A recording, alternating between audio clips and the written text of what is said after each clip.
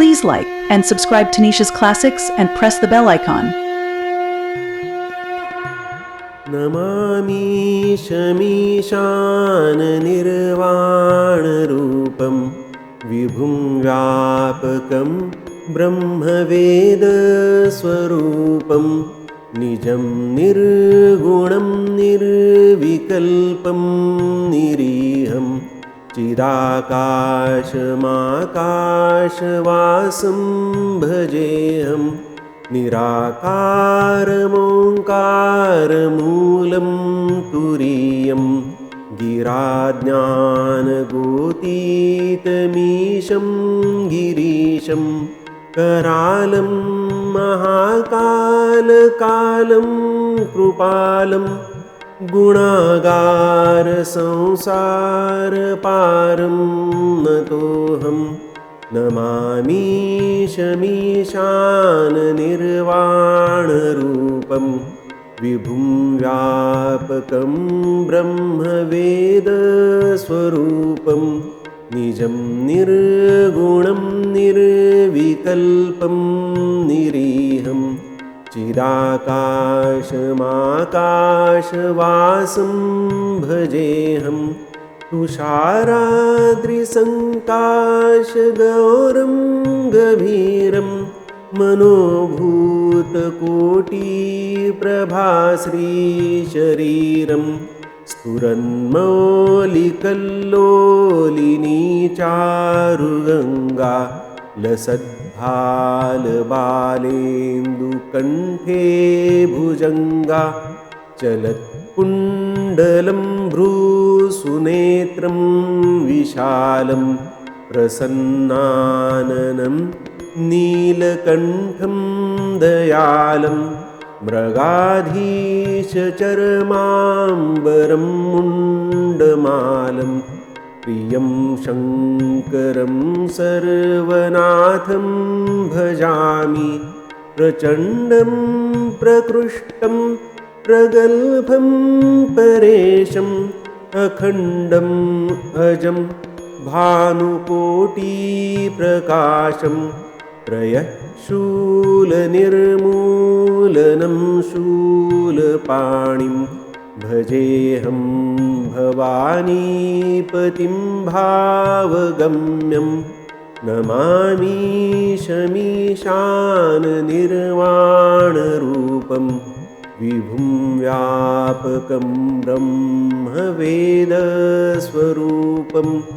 निजं निर्गुणं निर्विकल्पं निरीहं चिदाकाशमाकाशवासं भजेऽहं कलातीतकल्याणकल्पान्तकारी सदा सज्जनानन्ददाता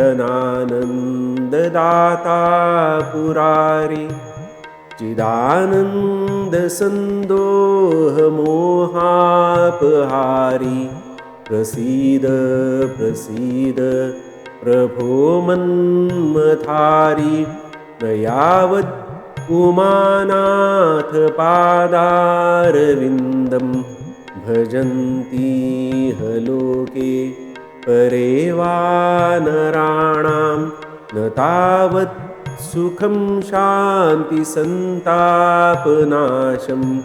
प्रसीद प्रभो सर्वभूताधिवासं न जानामि योगं जपं नैव पूजां नतोऽहं सदा सर्वदा शम्भुतुभ्यं जराजन्मदुःखौघतातप्यमानं प्रभो पाहि आपन्नमामीश शम्भो नमामि शमीशाननिर्वाणरूपं विभुं व्यापकं ब्रह्मवेदस्वरूपं निजं निर्गुणं निर्विकल्पं निरीहं चिदाकाशमाकाशवासं भजेऽहं चिदाकाशमाकाशवासं भजेऽहं चिदाकाशमाकाशवासं भजेऽहम्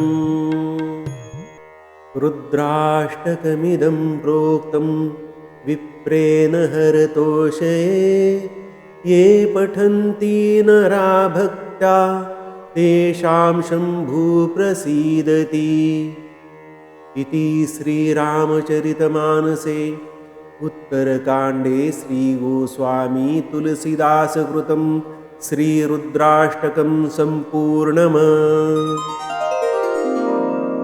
प्रिय आत्मन, श्री गोस्वामी तुलसीदास द्वारा रचित श्री रामचरितमानस के उत्तरकांड में यह रुद्राष्टक पाया जाता है। आइए इसका सरल हिंदी भावार्थ समझने का प्रयास करेंगे। हे मोक्ष स्वरूप, समर्थ, व्यापक, ब्रह्म और वेद स्वरूप, ईशान दिशा के स्वामी, सर्व संपदा के स्वामी, जिसकी सत्ता से सबकी सत्ता है, ईश्वरों के ईश्वर, ब्रह्मादि के नियंता तथा ईशान कोण में 11 रुद्र रूप से रहने वाले श्री शिवजी, मैं आपको नमस्कार करता हूँ। स्वतंत्र एवं स्वयं प्रकट होने वाले, तीनों गुणों से रहित, भेद रहित, विकल्प, परिवर्तन या प्रभेदों आदि से रहित, इच्छा रहित, चेतन, आकाश रूप एवं आकाश को ही वस्त्र रूप में धारण करने वाले दिगंबर अथवा आकाश को भी आच्छादित करने वाले आकाश के समान निर्लिप्त और सबके आधारभूत आपको मैं भजता हूँ। निराकार, ओंकार, प्रणव के मूल, सदा तुरीय अर्थात तीनों गुणों से अतीत अवस्था में रहने वाले, वाणी, ज्ञान और इंद्रियों से परे, कैलासपति, विकराल, महाकाल के भी काल अर्थात महामृत्युंजय, कृपालु, गुणों के धाम, संसार से परे आप परमेश्वर को मैं प्रणाम करता हूँ। जो हिमालय के सदृश गौरवर्ण तथा गंभीर है, जिनके शरीर में करोड़ों कामदेवों की कांति एवं छटा है, जिनके सिर के जटाजूट पर सुंदर तरंगों से युक्त गंगा जी विराजमान है, जिनके ललाट पर द्वितीया का बालचंद्र और कंठ में सर्प अर्थात काल को गले का हार बनाया है, मस्तक पर द्वितीया के चंद्रमा को धारण करना दीन वत्सलता प्रकट करता है। आप इन सब आभूषणों से सुशोभित हैं। जिनके कानों में कुंडल हिल रहे हैं, सुंदर भ्रुकुटी और विशाल नेत्र हैं, जो प्रसन्न मुख, नीलकंठ और दयालु हैं, बाघांबरधारी और मुंडमाला पहने हैं, उन सबके प्रिय और सबके स्वामी श्री शंकर जी को मैं भजता हूँ। नीलकंठ होना ही उनके महादेव होने का प्रमाण है, इसलिए साथ ही दयालु का।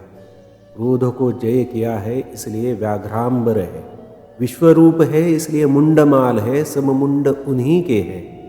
प्रिय है क्योंकि शंकर है।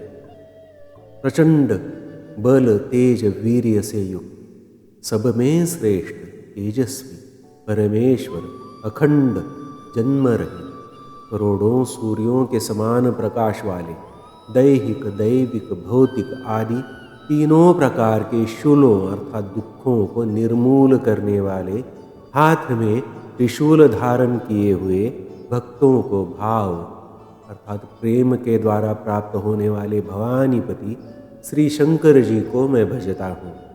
कलाओं से परे अर्थात सर्व कला पूर्ण, अकल, कल्याण स्वरूप, कल्प का अंत प्रलय करने वाले, सज्जनों के सदा आनंददाता, त्रिपुर के शत्रु, चिदानंद राशि, मोह के नाशक, कामदेव के शत्रु, हे प्रभो प्रसन्न होइए, प्रसन्न होइए। हे उमापति, जब तक आपके चरण कमलों को मनुष्य नहीं भजते, तब तक उन्हें न तो इस लोक और परलोक में सुख शांति मिलती है और न उनके संतापों का नाश होता है। अतः हे समस्त जीवों के हृदय में निवास करने वाले तथा सब प्राणियों के निवास स्थान प्रभु प्रसन्न होइए। न तो मैं योग जानता हूँ, न जप और न पूजा ही। हे शंभो, मैं आपको सदा सर्वदा प्रणाम करता हूँ। हे प्रभु, बुढ़ापा तथा जन्म मरण के दुख समूहों से जलते हुए मुझ दुखी की रक्षा कीजिए। हे समर्थ, हे शंभो, मैं आपको नमन करता हूँ, नमस्कार करता हूँ।